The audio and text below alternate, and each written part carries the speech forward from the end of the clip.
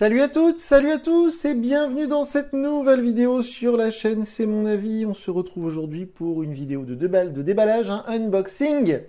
Et comme vous pouvez le voir, nous allons ensemble aujourd'hui déballer le Poco M5S. Alors c'est un smartphone qui vient de sortir, il est sorti le mois dernier. Il est proposé aux alentours de 250 €. Alors ça dépend des sites, ça dépend des coloris. On peut le trouver je crois aujourd'hui à 229 € sur Amazon, donc ce qui est vraiment pas cher. Et évidemment, les années précédentes, j'avais testé le Poco M3, le Poco M4, il y avait eu le M3 Pro, le M4 Pro. Là, j'ai déjà commandé le M5, mais le M5S est arrivé avant le M5 tout court. Donc d'ici quelques jours, vous retrouverez le déballage et le test du M5 tout court. Il y a à peu près 50 € qui différencient les deux modèles, le M5 et le M5S. Il y a 50 € d'écart entre les deux. Cette version M5S, elle est très intéressante. Je vous mets la fiche technique sous la vidéo, le lien vers la fiche technique comme d'habitude, parce que il y a un écran AMOLED sur ce M5S, alors que le M5 tout court, c'est du LCD. Il y a un capteur photo ultra grand angle ici, il n'y en a pas sur le M5 tout court. Donc il y a des petites différences comme ça. Le capteur photo n'est pas le même non plus, ici c'est du 64 mégapixels. Bref, pour 230 € au prix d'aujourd'hui, ce M5S a l'air très intéressant. Alors, on va le déballer tout de suite. Comme d'habitude, vous voyez que le packaging chez Poco, c'est tout jaune. Ça, on en a l'habitude. Je crois que le dernier Poco que j'avais testé sur la chaîne, c'était le X4 Pro, qui est vraiment une tuerie, hein, qui est encore très très actuel et que je conseille vivement à tout le monde. Là, ce M5S, il est sous Android 12 avec MIUI 13, donc ça, c'est vraiment un gros avantage. Il vient de sortir, comme je vous le disais. Je l'ai pris en blanc avec la version 4 Go de mémoire vive, 128 Go de stockage. Et j'ai envie de dire que l'un des seuls trucs qui va manquer sur ce téléphone, qui est encore une fois vraiment pas très cher, hein, je vais peut-être le répéter plusieurs fois, ça va être la 5G en fait. Donc le téléphone en lui-même, on va le mettre de côté un instant. Qu'est-ce qu'ils nous ont mis en avant là? 64 mégapixels, quad caméra. L'écran AMOLED 6,43 pouces avec un dual speaker, donc stéréo. Le processeur c'est du Mediatek, c'est le Helio G95 avec 5000 mAh de batterie et la charge rapide sur de 33 watts. En main, il paraît vraiment léger, hein. Je vais y revenir dans un instant, mais il fait que 180 grammes, ce qui est assez... moins de 180 grammes, même, je crois 179 de mémoire. Ce qui est vraiment léger. Alors, voyons voir ce qu'ils nous ont mis là-dessous. Donc malheureusement, il n'y a plus d'oreillettes hein, depuis quelques mois, depuis que la loi ne l'oblige plus. Hein, pour celles et ceux qui n'ont pas suivi l'affaire, il y a 6-7 ans, une superbe ministre de la Santé, Marisol Touraine, sous le quinquennat de François Hollande, avait rendu obligatoire les oreillettes avec les téléphones pour des raisons de santé. Voilà, c'était soi-disant moins mauvais de mettre l'oreillette que de mettre le téléphone à côté de la tête. Et depuis, il y a eu une autre loi qui est passée et qui a abrogé cette obligation pour des raisons écologiques. Et donc du coup, plus personne ne fournit d'oreillettes avec les téléphones, il n'y a que le câble USB.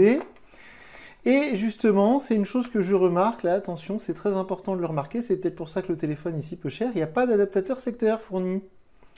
Ah ah! C'est le premier Poco que je teste où il n'y a pas l'adaptateur secteur. Donc, et pourtant j'ai testé le Pocophone F1, donc il y a déjà quelques années, hein, qui était le premier téléphone de chez Poco. À l'époque, ça s'appelait pas Poco, ça s'appelait Pocophone. Et donc, heureusement, il y a la coque en plastique transparent, donc ça c'est plutôt chouette. Donc il n'y a que le câble USB, hein, il se la joue un peu à la Samsung pour le coup. Mais bon, c'est vrai que tout est très cher en ce moment, l'euro face au dollar, la rareté des semi-conducteurs, etc. Le transport aussi, les conteneurs en provenance de Chine coûtent de plus en plus cher. Donc tout ça fait que sans doute ils ont été obligés de faire des économies un peu partout. Alors le téléphone en lui-même, voyons voir, on va enlever cette immonde étiquette. Par pitié, je vous en supplie, enlevez ces étiquettes avant de mettre vos coques et d'utiliser votre téléphone. Alors en plus en blanc, il est particulièrement élégant. Hop!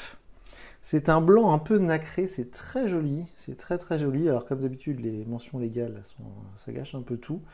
Mais sinon, il est très beau. Alors, aussi bizarre que ça puisse paraître, depuis que j'ai l'iPhone 14 Pro, vous voyez, le focus, quand je me rapproche, ne marche plus. C'est très étrange, ça le faisait sur le 12 Pro, mais ça le fait pas sur le 14 Pro, c'est bizarre. Donc le quadruple capteur avec le capteur principal 64 mégapixels, le capteur ultra grand angle, le capteur de profondeur et le capteur pour l'effet bokeh. Donc on a le tiroir SIM ici, bon c'est du tout plastique mais il est super léger. Hein. En dessous on va avoir la prise USB type C, le haut-parleur, la prise jack et le petit trou pour le micro. Alors je précise que ce téléphone il est certifié IP53 donc il est plus ou moins étanche. On a le bouton ici qui fait lecteur d'empreinte, mais malheureusement il n'y aura pas de lecteur d'empreinte sous l'écran à ce prix-là. Et le bouton du volume, alors j'ai l'impression, oui, mon impression est confirmée, je ne sais pas si je vais réussir à l'enlever, mais il y a une protection d'écran pré-appliquée, que moi j'aime pas du tout, surtout qu'en plus cet écran, ça me permet de le préciser, cet écran AMOLED est traité Gorilla Glass 3, donc du coup il est traité anti-rayures, donc je ne vois pas l'intérêt de rajouter une protection en plastique par-dessus. Donc comme je vous le précisais en début de vidéo, c'est du Android 12 avec la surcouche de chez Xiaomi qui s'appelle MIUI 13. Alors ce que j'apprécie chez Xiaomi et Poco, c'est comment ils font pas semblant. Chez Realme, ils nous font croire que c'est Realme UI, alors en fait c'est l'interface de chez Oppo, hein, on va pas nous la faire. Parce que Realme, c'est l'équivalent de Poco chez Oppo, hein, c'est assez compliqué. Et donc au moins, chez Xiaomi et Poco, hein, c'est MIUI 13, au moins ils nous font pas des espèces de simagrées. Alors voyons voir, on va le mettre en français, voilà, s'il veut bien. Où est-ce que tu es? Je t'ai loupé. Il est peut-être tout en haut, voilà, tout simplement. Alors on voit que malgré que ce soit un écran AMOLED, il y a quand même des bordures assez importantes. Elles sont presque symétriques, mais elle est quand même plus épaisse en bas.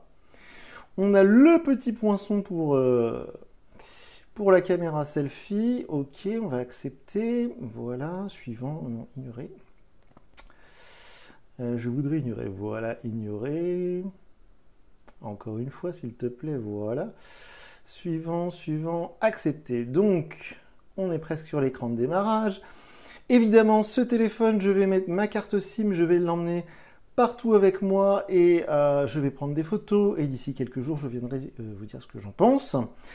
Je suis très content de retester du Poco, ça faisait longtemps qu'on n'avait pas eu du Poco sur la chaîne, c'est une marque évidemment qui est depuis le Pocophone F1 dont je vous parlais a gagné beaucoup en notoriété, hein. C'est une marque maintenant que tous les geeks connaissent. Tout le monde sait que Poco, c'est la sous-marque, entre guillemets, en tout cas la marque jeune du groupe Xiaomi. Ils font de très bons produits. Je vous parlais tout à l'heure du X4 Pro qui est vraiment une tuerie. Alors, on n'a pas regardé le côté du dessus. Chez Xiaomi, c'est une sorte de... Voilà, c'est une tradition. Il y a un émetteur infrarouge pour faire télécommande universelle, le second micro d'ambiance et puis le haut-parleur, parce qu'on a vu tout à l'heure, c'est indiqué que c'est un haut-parleur en stéréo. Et donc, comme je vous disais, c'est vrai que les Poco, c'est toujours des rapports qualité-prix très agressifs, comme les Realme. Alors, en ce moment, il y a une accalmie chez le concurrent Realme, mais c'est vrai que quand on voit les nouveaux modèles arriver chez Poco, c'est bon signe. En ce moment, il y a plein de nouveautés partout. Le Pixel 7 vient d'être annoncé aujourd'hui ou hier. Et là, donc, le M5, le M5S, on va avoir tout plein de nouveautés pour la fin d'année, évidemment. Hein. Maintenant, c'est un peu comme les jeux vidéo, hein. Ils attendent la fin d'année pour balancer les nouveautés et pour en mettre sous le sapin. Alors visiblement, ça y est, c'est terminé. C'est un petit peu long. Voilà. Le fond d'écran est vraiment sympa. C'est très très chouette. Alors le Poco tout court, le Poco M5 tout court, dès que je le reçois, je le déballe et je le teste évidemment. Mais il est moins cher, hein, comme je vous disais, il y a à peu près 50 € d'écart, mais il y a beaucoup de choses en moins. Et donc ce sera intéressant justement de tester les deux dans un laps de temps assez rapproché. Donc c'est du MIUI comme on le connaît. Alors il y a plein d'applications qui ont l'air d'être préinstallées. Alors, ça va un petit peu m'embêter. Évidemment, ils ont dû faire plein de sponsoring. Il y a même Snapchat, dis donc. Donc pour récolter des sous partout, il y a Joom, il y a LinkedIn, oh là là, il y a plein de trucs. J'espère qu'on va pouvoir désinstaller tout ça. Donc, si vous avez des questions, comme d'habitude, je vous encourage à me contacter via Twitter car je ne lis pas les commentaires YouTube. Et sinon, on se retrouve dans quelques jours sur la chaîne pour une vidéo de test où je vous dirai ce que je pense de ce Poco M5S. Donc voilà pour cette vidéo de déballage. Moi, je vous dis à très bientôt pour une nouvelle vidéo sur la chaîne. Salut!